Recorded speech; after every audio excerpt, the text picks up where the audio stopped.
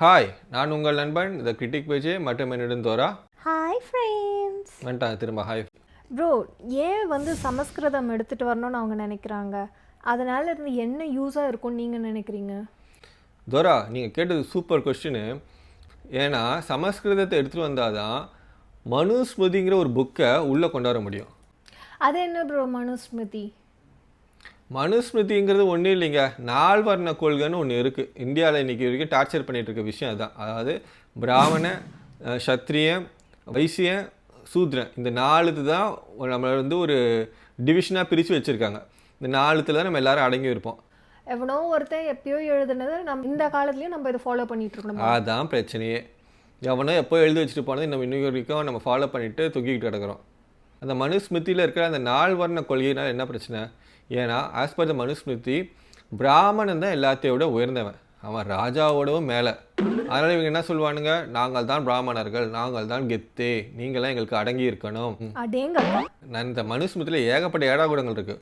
ஒரு உதாரணத்துக்கு சொல்கிறேன். ஒரு பிராமணன் எந்த வீட்டுக்கு வேணாலும் போய் ஒரு பொண்ணை தொட்டாலும் அது நியாயமாக தீட்டு ஆகாது. அப்படின்னா நான் சொல்றது புரிஞ்சுக்கோங்க, நான் மறைமுகமாக சொல்கிறேன். அந்த மாதிரி ஏகப்பட்ட கோமாளித்தனங்கள் தான் அந்த மனுஸ்மிருதியில் இருக்குது. மனுஸ்மிருதி மட்டும் இல்லை, ஏகப்பட்ட அந்த கால சமஸ்கிருத புத்தகங்களில் எல்லாத்துலேயுமே பிராமணன் உயர்வாக எழுதி உயர்வாக பேசி தான் வந்திருக்கு. ஸோ சான்ஸ்கிரிட் கொண்டு வரதுனால என்ன லாபம் அப்படின்னு கேட்டிங்கன்னா, சமஸ்கிருதத்து மூலமாக தான் பிராமணன் உயர்ந்தவங்கிறத அழுத்தம் திருத்தமாக அப்படியே கொண்டு வந்துக்கிட்டே இருக்கலாம். அதனால் அவங்களுக்கு லாபம். இந்த டெக்னிக்கை யூஸ் பண்ணி தான் 1000 வருஷமாக பிராமணன் மட்டும்தான் படிக்கணும், மற்ற யாரும் படிக்கக்கூடாதுன்றதில் கரெக்டாக இருந்தானுங்க. மற்றவங்களும் படித்து மேலே வர முடியல. இவங்களே ஃபுல்லாக படித்து மேலே வந்துட்டு நீ தான் பெரிய புத்திசாலி அறிவாளிங்கிற மாதிரி ஒரு இல்லூஷனை காட்டுறானுங்க. ஆனால் இப்போ எல்லோரும் படிச்சுட்டு மேலே வர்றதுனால இவங்களுக்கு என்ன பிரச்சனை? இவங்களால முன்ன மாதிரி ஆட முடியல. ஸோ திரும்ப பழைய டெக்னிக்கை கொண்டு வா. தமிழ்நாடு பிரச்சனை பண்ணுற இந்த நெப்பை கொண்டு வந்தது யாருன்னு பார்த்தோன்னா, எஸ்ஆர் சுப்பிரமணியன், கஸ்தூரி ரங்கன்னு 2 தமிழர்கள் தான். ஆனால் அந்த தமிழர்கள் 2 பேருமே எந்த கம்யூனிட்டியை சேர்ந்தவங்கன்னு நீங்களே செக் பண்ணி பாருங்கள், நான் சொல்ல வருது உங்களுக்கு புரியும். இதுதான் இந்த 3 லாங்குவேஜ் ஃபார்முலாவோட ஒரு கணக்கு. இன்னொரு கணக்கு என்னென்னா, இந்த சமஸ்கிருதத்தை கொண்டு வரது மூலமாக இந்தியாவை இந்துத்துவ நாடாகிறது தான் பிஜேபியோட இன்னொரு அஜெண்டா. அப்படி இந்துத்துவ நாடாகிடுச்சுன்னா இப்போ ஆள்ற மாதிரி இன்னொரு 1000 வருஷத்துக்கு ஆளலாம். அதாவது மக்களை சூத்ரன், வைசியன், சத்திரியன்னு சொல்லி ஒரு மாதிரி கீழ்நிலையிலே வச்சுக்கிட்டு இவனுங்க மட்டும் மேலே இருந்துக்கிட்டு நாங்கள் தான் கெத்து, நாங்கள் தான் பெருசுன்னு சொல்லி 2000 வருஷமாக என்ன பண்ணிட்டு இருந்தாங்களோ அதையே திரும்ப பண்ண ட்ரை பண்ணுவானுங்க. ஏன்னா 1000 வருஷமாக அவனுக்கு இதுதான் பண்ணிகிட்டு இருந்தானுங்க. நடுவில் பிரிட்டிஷ்காரன் தான் உள்ளே வந்து குழப்பிட்டான். பிரிட்டிஷ்காரரான மெக்காலே அப்படிங்கிறவர் தான் இப்போ நம்ம படிச்சுட்டு இருக்க இந்தியன் எஜுகேஷன் சிஸ்டத்தை கொண்டு வந்தவர். அவர் தான் கல்விங்கிறது எல்லாருக்கும் சமமாக கிடைக்கணும் அப்படின்ட்டு ஒரு மாதிரி ஒரு ஈக்குவலான ஒரு எஜுகேஷன் சிஸ்டத்தை கொண்டு வந்தார்.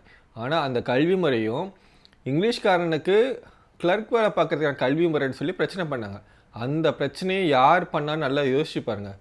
பிராமின்ஸ் தான் அறிவாளிங்க, புத்திசாலிங்கன்னு சொல்லி மது குடித்த வாந்திங்க நிறைய சுற்றிக்கிட்டு இருக்கு. ஆனால் இன்றைக்கி சூழ்நிலை நிறைய யோசிச்சு பாருங்கள்.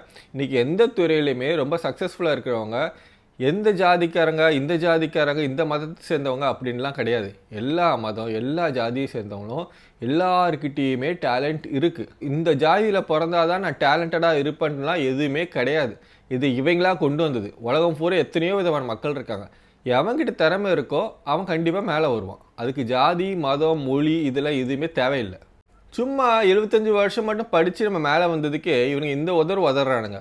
கடந்த 1000 வருஷமாக இவங்க நம்ம கீழே வச்சுட்டு இருந்தாங்க பார்த்தீங்களா? அதாவது நம்ம எல்லாரையுமே பிராமணனை தவிர்த்து நான் பிராமின்ஸ், அதாவது நம்ம கல்வியை மறுக்கப்பட்ட அத்தனை பேருமே படித்து மேலே வந்திருந்தேன்னா இவங்க நிலைமையை கொஞ்சம் யோசிச்சு பாருங்க. அதுக்கு பயந்துக்கிட்டு தான் இவனுங்க இப்போ இந்த 3 லாங்குவேஜ் ஃபார்ம்லாங்கிறதே எடுத்துகிட்டு வரானுங்க. சரிப்பா, ஹிந்தியை கொண்டாடுறதுக்கு சமஸ்கிருதம் கொண்டாடுறதுக்கு தான் இதெல்லாம் நடக்குதுன்னு சொல்கிறீங்க. இதில் வேறு கணக்கே இல்லையா? இருக்குது. ஹிந்திங்கிற ஒன்று தமிழ்நாட்டில் ஏற்றுக்கொள்ளப்பட்ட தமிழ்நாட்டு மக்களால் ஹிந்தி புரிஞ்சிக்க முடியும்னா நம்ம மாதிரி நார்த் இந்தியாவில் இருக்கிற எல்லா தலைவர்களுடைய பேச்சு நம்மளால் புரிஞ்சிக்க முடியும். அவங்களால நம்ம ஈஸியாக கன்வின்ஸ் பண்ண முடியும்னு நினைக்கிறாங்க. உதாரணத்துக்கு நம்ம ஜியே எடுத்துக்கோங்களேன். அவர் பேசுகிற பேச்சிலலாம் அப்படியே நம்ம மயங்கி அவருக்கு ஓட்டு போட்டுருவோன்னு ஒரு கும்பல் நம்புட்டோம். பரவாயில்ல, நம்புறதுனால என்ன இருக்குது? இதை யோசிக்கிற திராவிட கட்சிகள் என்ன நினைக்குதுன்னா, ஒருவேளை தமிழ்நாடு ஹிந்தி தெரிஞ்சு தேசிய கட்சிகளை உள்ளே வந்துடக்கூடாதுன்னு நினச்சி தான் அவங்க இந்தியை உள்ளே வரவிடாமல் தடுக்கிறாங்க. இது இன்னொரு காரணம். ஏன்னா ஹிந்தி எதிர்ப்பு போராட்டம் நடந்த 1965க்கு அப்புறமா தமிழ்நாட்டில் இன்றைக்கி வரைக்கும் தேசிய கட்சிகளால் ஆட்சியை பிடிக்க முடியல. சரி, இன்னொரு விஷயம், ஹிந்தி படிக்கிறதா என்ன நன்மை நமக்கு?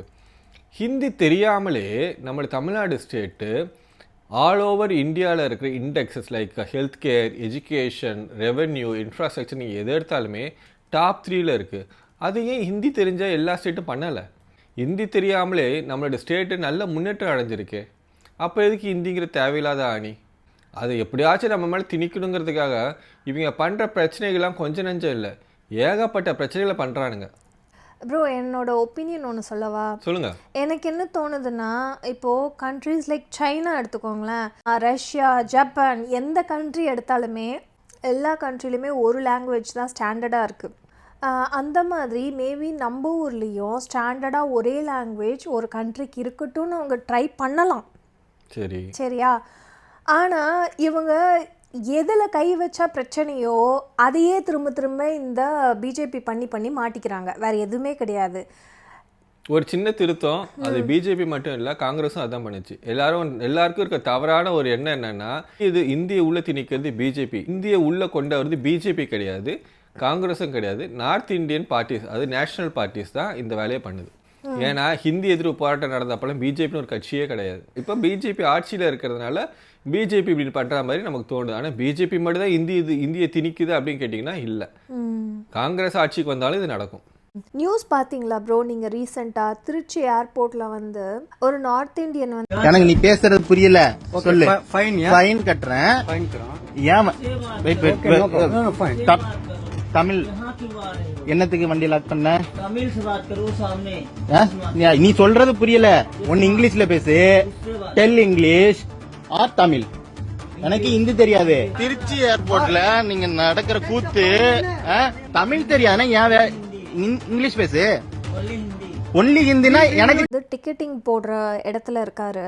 ஸோ என்ன நடந்ததுன்னு தெரியல, உள்ளுக்குள்ளே என்ன கான்வர்சேஷன் நமக்கு தெரியல. பட் நியூஸில் வந்த விஷயத்த நான் சொல்கிறேன். நம்ம ஆள் பார்க்கிங் போட்டுட்டு உள்ளே வந்து கொஷின் கேட்குறாரு தமிழில். அவர் ஒன்று இங்கிலீஷில் நமக்கு பதில் சொல்லணும், இல்லை தமிழில் பதில் சொல்லணும். அவர் வந்து ஹிந்தியில் ரிப்ளை பண்ணுறாரு. ஆக்சுவலி இவர் திரும்ப திரும்ப கேட்குறாரு, talk to me in English, இல்லை தமிழில் பேசுன்னு சொல்கிறாரு. ஆனால் வந்து இது ரெண்டுத்துலேயுமே பேசாமல் அவன் பாட்டுக்கு ஹிந்தியில் பைத்தியமாக பேசிகிட்டே இருக்கான். இவர் கேட்குறாரு, எனக்கு வந்து நான் போகணும், எனக்கு டிக்கெட் கொடு, நான் வெளியே போகணும்னா. இப்போது நம்ம இருக்கிறது தமிழ்நாடு. இப்போ நீங்கள் தான் வெளியிருந்து வந்து எங்களோட ஸ்டேட்டில் நீங்கள் வேலை செய்கிறீங்க. அப்போ நீங்கள் தானே எங்களோட லாங்குவேஜ் கற்றுக்கணும், நாங்கள் ஏன் உங்கள் லாங்குவேஜை கற்றுக்கணும்? இப்போது நாங்கள் உங்கள் ஸ்டேட்டுக்கு வரோன்னா அஃப்கோர்ஸ் நான் ஹிந்தி கற்றுக்கிட்டு தான் ஆகணும். நாங்கள் வாழ போகிறேன் இல்லை ஒர்க் பண்ண போகிறேன் அப்படின்னா நான் பேசுகிறதுக்கு அங்கே கற்றுக்கிட்டு தானே ஆகணும். பட் நீங்கள் வரும்போது நீங்கள் தானே கற்றுக்கணும், நாங்கள் ஏன் கற்றுக்கணும்? சரி, அதெல்லாம் விட்டுருங்கப்பா. இப்போ இருக்கிற கரண்ட் சுச்சுவேஷனில் நம்மளோட ஸ்டேட் வந்து நல்ல எவால்வ் ஆகிட்ருக்கோம். நீங்கள் இன்னமும் படுமோசமாக அதே இடத்துல தான் இருக்கீங்க. அப்போது யார் எதை கற்றுக்கணும்? நாங்கள் கற்றுக்கிட்டு என்ன கிழிக்க போகிறோம்?